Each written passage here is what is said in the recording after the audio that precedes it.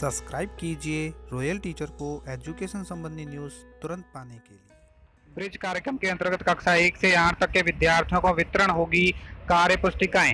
शिक्षक के करने योग्य कार्य, साथ ही शाला दर्पण पर होगी इसकी एंट्री। प्रथम, पल्लव, पहल इत्यादि कार्य पुस्तिकाएं हैं सत्र 2022-23 हेतु।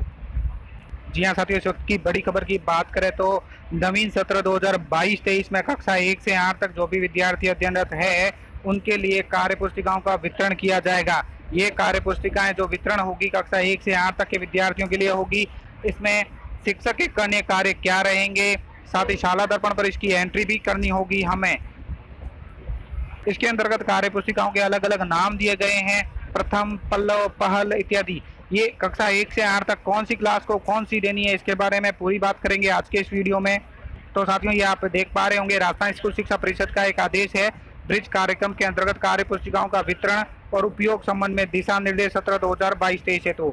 अब यहाँ पे यूं तो दोस्तों यह आदेश बहुत लंबा चौड़ा है, फिर भी जो मुख्य मुख्य बातें हैं और जो करणीय कार्य है उसके बारे में मैं आपको बता दूंगा कि कोविड-19 की कठिन परिस्थितियों के मद्देनजर विद्यार्थियों में कक्षा कक्षीय गतिविधियां लंबे समय तक संचालित नहीं हो सकी, जिससे विद्यार्थियों के अधिगम में अंतराल उत्पन्न हुआ। कोरोना काल के दौरान शिक्षा में वो नुकसान की भरपाई के लिए सत्र 2022-23 में विद्यार्थियों के लिए 3 माह की अवधि के लिए ब्रिज कार्यक्रम संचालित किया जाना है। अर्थात ये जो ब्रिज कार्यक्रम चलेगा वो प्रथम 3 माह में चलेगा। विद्यार्थियों के सीखने की निरंतरता बनाए रखने, अधिगम अंतराल को कम करने के उद्देश्य से कक्षा 1 से 8 तक विद्यार्थियों को बुनियादी दक्षताओं के आधार पर हिंदी, गणित और अंग्रेजी विषय की कार्य पुस्तिकाएं तैयार की गई है। कार्य पुस्तिका में सम्मिलित कार्य पत्रकों में गतिविधि आधारित शिक्षण सामग्री का समावेश भी किया गया है, जिस पर शिक्षकों के मार्गदर्शन में विद्यार्थियों द्वारा अभ्यास कार्य कराया जाना है। इनका जो उद्देश्य निर्धारित है वो आप सभी जानते हैं कि विद्यार्थियों के अभ्यास हेतु अधिकतम अवसर उपलब्ध करवाना है, कोविड के कारण उपलब्ध हुए अधिगम अंतराल को कम करना है, अधिगम संकेतांकों के अनुसार अवधारणाओं को समझ हेतु कार्य करना, नियमित अंतराल पर आंकलन करते हुए शैक्षिक गतिविधि पर आंकलन करना। अब बात करते हैं कार्य पुस्तिकाओं के वितरण के लिए। जो कक्षा 1 है उसके लिए नाम दिया गया है प्रथम। कक्षा स्तर के अनुरूप है ये, हिंदी, गणित और अंग्रेजी, इसका नाम है प्रथम। तो प्रथम कक्षा के लिए प्रथम ही नाम दिया गया है। कक्षा 2 के लिए है पल्लव, इसी प्रकार कक्षा 3 के लिए है पहल, जो कक्षा 1 व 2 के सीखने के अनुरूप है। कक्षा 4 और 5 के लिए प्रयास, जो कक्षा 2, 3, 4 के सीखने के प्रतिफल के अनुरूप है। 6 व 7 के लिए है प्रवाह और कक्षा 8 के लिए है प्रखर। ये है अपनी कक्षा के नीचे की कक्षाओं के अनुरूप है। कक्षा 4, 5, 6 और 5, 6, 7 के प्रतिफल के अनुरूप कक्षा 1 व 2 की कार्य पुस्तिका कक्षा स्तर के सीखने के प्रतिफल अनुरूप गतिविधियों को सम्मिलित करते हुए तैयार की गई है। और कक्षा 3 से 8 की कार्य पुस्तिकाएं हैं वो अलग अलग आधार पर है। जैसे कार्य पुस्तिका के प्रारंभ में बेसलाइन से पूर्व अभ्यास हेतु कार्य पत्र दिए गए हैं। इसके बाद प्रारंभिक अभ्यास के उपरांत बेसलाइन हेतु प्रारूप सम्मिलित किया गया है। संपूर्ण कार्य पुस्तिका को 2 भागों में बांटा गया है। ब्रिज कोर्स, सत्र पर्यंत उपचारात्मक शिक्षण। पहले बात करते हैं ब्रिज कोर्स की, जो कक्षा 3 से 8 के विद्यार्थियों को कार्य पुस्तिका के प्रथम भाग ब्रिज कोर्स में कार्य पत्रकों पर अभ्यास कराया जाना है, जो 3 माह तक संचालित होगा। कार्य पत्रकों के मध्य नियमित अंतराल पर गतिविधि एवं आकलन पत्रक भी सम्मिलित किए गए हैं। आकलन पत्रक के माध्यम से विद्यार्थियों के सीखने के आकलन किया जाना है। ब्रिज कोर्स के प्रारंभ में प्रत्येक विद्यार्थी का प्रारंभिक मूल्यांकन अर्थात बेसलाइन किया जाएगा। बेसलाइन के हेतु प्रारूप आकलन प्रपत्र कार्य पुस्तिका के प्रारंभ में दिया गया है। बेसलाइन के माध्यम से विद्यार्थियों के अधिगम के प्रारंभिक स्तर का पता चल सकेगा। इसी तरह ब्रिज कोर्स के अंत में मध्यावधि आकलन दिए गए हैं, पत्रक दिए गए हैं। कार्य मध्यावधि आकलन के परिणामों के आधार पर विद्यार्थियों के सीखने के स्तर की जानकारी हो सकेगी, जिसके आधार पर विद्यार्थियों के समूह निर्माण करते हुए वर्ष पर्यंत उपचारात्मक शिक्षण कराया जाना है। जो उपचारात्मक शिक्षण चलेगा वो सत्र पर्यंत चलेगा। मध्यावधि आकलन की उपलब्धि के आधार पर विद्यार्थियों के सीखने के स्तर अनुसार समूह बनाकर वर्ष पर्यंत उपचारात्मक शिक्षण संचालित किया जाना है। सत्र पर्यंत उपचारात्मक शिक्षण के दौरान कार्य पुस्तिकाओं में दक्षता अनुसार कार्य पत्रक दिए गए हैं, जिन पर सतत रूप से विद्यार्थियों से कार्य करवाया जाना अपेक्षित है। कार्य पत्रकों के मध्य गतिविधि एवं आकलन पत्रक भी नियत अंतराल पर सम्मिलित किए गए हैं, जिनका विद्यार्थियों के सीखने हेतु उपयोग किया जाना है।